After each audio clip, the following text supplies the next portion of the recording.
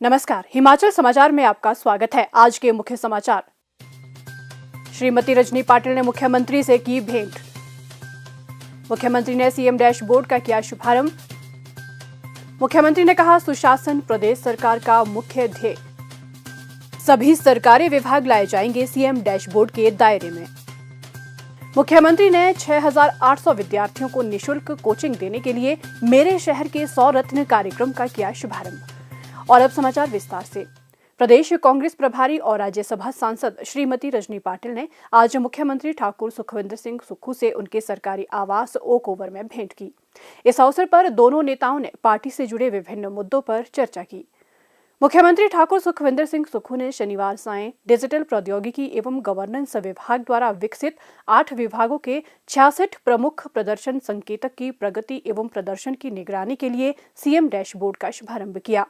उन्होंने कहा कि इस पहल के तहत ग्रामीण विकास के 8 केपीआई, लोक निर्माण विभाग के 8 केपीआई, जल शक्ति विभाग के 6 केपीआई, राजस्व विभाग के 7 केपीआई, महिला एवं बाल विकास के 4 केपीआई, शिक्षा विभाग के 10 केपीआई, जनजातीय विकास के 5 केपीआई तथा स्वास्थ्य विभाग के 18 केपीआई को शामिल किया गया है। उन्होंने कहा कि ये कदम विकास की गति को तेज करने और विभिन्न विभागों के लाभार्थियों की सटीक जानकारी एक मंच पर उपलब्ध करवाने में सहायक सिद्ध होगा। उन्होंने विभागों से लोगों का कल्याण सुनिश्चित करने के दृष्टिगत सही निर्णय लेने के लिए सटीक आंकड़े प्रस्तुत करने को कहा। उन्होंने कहा कि वे व्यक्तिगत रूप से इस डैशबोर्ड के माध्यम से विभिन्न कल्याणकारी योजनाओं की प्रगति की नियमित रूप से निगरानी करेंगे। ठाकुर सुखविंदर सिंह सुक्खू ने कहा कि राज्य सरकार के इस कदम से शासन में पारदर्शिता और जवाबदेही बढ़ेगी तथा डेटा एकत्रीकरण और विश्लेषण सुव्यवस्थित होगा। उन्होंने कहा कि इससे अधिकारियों पर प्रशासनिक दबाव भी कम होगा। मुख्यमंत्री ने कहा कि सीएम डैशबोर्ड में इन विभागों के 11 लाख से अधिक लाभार्थियों का डेटा उपलब्ध है। उन्होंने कहा कि सभी सरकारी विभागों को सीएम डैशबोर्ड के दायरे में लाया जाएगा और केपीआई की संख्या भी बढ़ाई जाएगी। एक बार ये प्रक्रिया पूर्ण होने के बाद बोर्ड और निगमों को भी इस प्लेटफॉर्म पर शामिल कर लिया जाएगा। मुख्यमंत्री ने कहा कि राज्य सरकार लाभार्थियों का कल्याण सुनिश्चित करने के लिए निरंतर सुधार ला रही है। आधुनिक तकनीक भविष्य की चुनौतियों से निपटने में महत्वपूर्ण साधन साबित हो सकती है। सरकार सुशासन पर ध्यान केंद्रित कर रही है। विभागों को राज्य के लोगों को उनके घरों के नजदीक गुणवत्तापूर्ण सेवाएं प्रदान करने के लिए गंभीरतापूर्वक प्रयास करने चाहिए। बहुत अच्छा लगा जितना भी कार्य हुआ, क्योंकि अभी शुरुआत है और शुरुआत में बहुत अच्छा काम इसमें हुआ है। अब रिफॉर्म्स होते जाएंगे क्योंकि सारे डिपार्टमेंट अपने अपने रिफॉर्म्स कर रहे हैं। रेवेन्यू में बहुत ज़्यादा रिफॉर्म्स हम कर रहे हैं, सभी डिपार्टमेंटों में रिफॉर्म्स हो रहे हैं। तो नेचुरली जब रिफॉर्म्स के बाद हम एक कंक्रीट अपग्रेडेड डाटा के साथ आएंगे तो उसका बहुत ज़्यादा हमें डिसीजन लेने में फायदा होगा। 1 अप्रैल को मैं दोबारा इस डिपार्टमेंट में आऊँगा और मेरा मानना है कि तब तक आप कुछ और डिपार्टमेंट इसके एज ऑन एक्चुअल बेसिस जोड़ देंगे और इसमें हम आकर आपका पूरा डिटेल देंगे।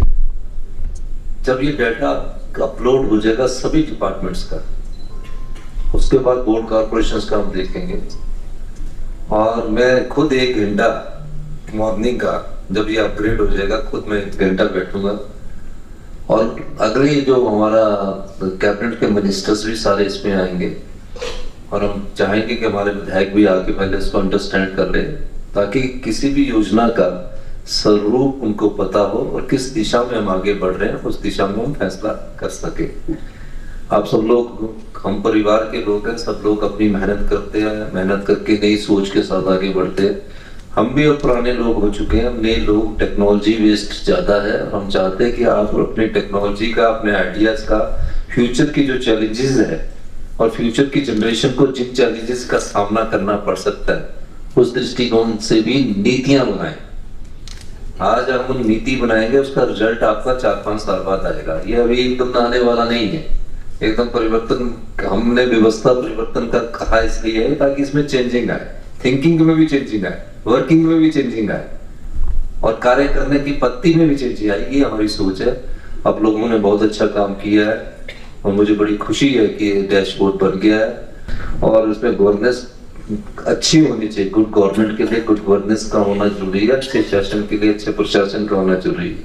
हमारी सरकार का ट्रस्ट जो है गवर्नेंस की तरफ जाना है और इस साल गवर्नेंस और परफॉर्मेंस वाइज हमारा स्पीड अप काम करना है। मुख्यमंत्री ने इस अवसर पर जिला सुशासन सूचकांक भी जारी किया। इससे पहले उन्होंने आम्सडेल भवन चरण 3 के सौंदर्यीकरण कार्य का भी लोकार्पण किया। मुख्यमंत्री ठाकुर सुखविंदर सिंह सुक्खू ने शनिवार सायं मेरे शहर के 100 रत्न कार्यक्रम का शुभारंभ किया, जिसका उद्देश्य हिमाचल प्रदेश में 6,800 विद्यार्थियों को विभिन्न प्रतियोगी परीक्षाओं के लिए निशुल्क कोचिंग प्रदान करना है। इस कार्यक्रम के तहत क्रैक एकेडमी अनुमानित 34 करोड़ रुपए के निवेश से प्रत्येक विधानसभा क्षेत्र से 100 मेधावी विद्यार्थियों को निशुल्क कोचिंग प्रदान करेगी। निष्पक्ष चयन प्रक्रिया सुनिश्चित करने के लिए प्रत्येक विधानसभा क्षेत्र के विद्यालयों और महाविद्यालयों में परीक्षा आयोजित की जाएगी, जिसमें कक्षा 6 और उससे ऊपर के विद्यार्थी भाग ले सकेंगे। प्रत्येक विधानसभा क्षेत्र से शीर्ष 100 विद्यार्थियों को निशुल्क कोचिंग दी जाएगी, जबकि अगले 200 विद्यार्थियों को 75% और उसके बाद के 500 विद्यार्थियों को कोचिंग पर 50% की छूट दी जाएगी। कंपनी इन बच्चों को तब तक सहायता प्रदान करेगी जब तक वे अपना लक्ष्य प्राप्त नहीं कर लेते। राज्य सरकार इस पहल के सफल क्रियान्वयन के लिए क्रैक एकेडमी को पूरा सहयोग देगी। एकेडमी जहां टेस्ट पेपर तैयार करेगी, वहीं शिक्षा विभाग परीक्षाओं के संचालन की देखरेख करेगा। विद्यार्थियों और अभिभावकों को जागरूक करने के लिए मुख्यमंत्री ने एक मेगा जागरूकता अभियान भी शुरू किया। इस कार्यक्रम की पहल कांगड़ा जिला के ज्वालामुखी विधानसभा क्षेत्र में की गई थी, जिसमें 50 स्कूलों के विद्यार्थियों ने भाग लिया था और वर्तमान में ज्वालामुखी के 220 चयनित विद्यार्थी इस योजना के तहत योग्यता आधारित कोचिंग प्राप्त कर रहे हैं। मुख्यमंत्री ने कहा कि इस पहल से न केवल प्रतिभाशाली विद्यार्थियों को लाभ मिलेगा, बल्कि राज्य में रोजगार के अवसर भी सृजित होंगे। क्रैक एकेडमी की योजना 90 से अधिक कोचिंग सेंटर स्थापित करने की है, जिससे अप्रत्यक्ष रोजगार के सृजन के साथ साथ 5,000 लोगों को प्रत्यक्ष रोजगार मिलेगा। एकेडमी शिमला के रिज स्थित पुस्तकालय के जीर्णोद्धार और रखरखाव के लिए 1 करोड़ 50 लाख रुपए का निवेश भी करेगी। मुख्यमंत्री ने एकेडमी को भवन के विरासत को संरक्षित करते हुए विद्यार्थियों के लिए सुविधाओं में वृद्धि करने के उद्देश्य से इसे आधुनिक तकनीक से सुसज्जित करने के निर्देश दिए। हिमाचल समाचार देखने के लिए सब्सक्राइब करें यूट्यूब चैनल हिमाचल समाचार, लाइक करें Facebook page information and public relations department Himachal Pradesh और CMO हिमाचल। फॉलो करें X @DPRHP और CMO हिमाचल। फॉलो करें इंस्टाग्राम @DIPR हिमाचल और CMO हिमाचल। विजिट करें वेबसाइट www.himachalpr.gov.in। इस अंक में इतना ही। कल फिर होगी मुलाकात। दीजिए इजाजत। नमस्कार।